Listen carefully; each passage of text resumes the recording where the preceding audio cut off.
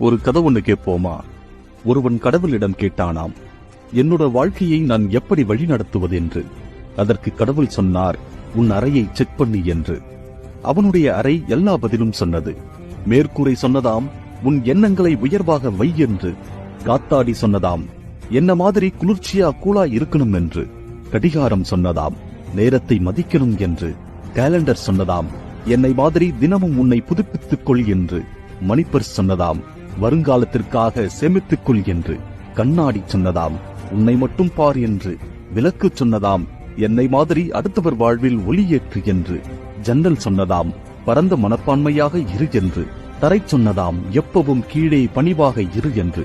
படிக்கட்டு சொன்னதாம், வாழ்க்கையில் ஒவ்வொரு படியிலும் ஏறும்போதும் கவனமாக அடியெடுத்து வை என்று. இதுபோல வாழ்க்கையில் நாம் கடைபிடித்து வந்தால் மிக உயர்ந்த நிலைக்கு வரலாம்.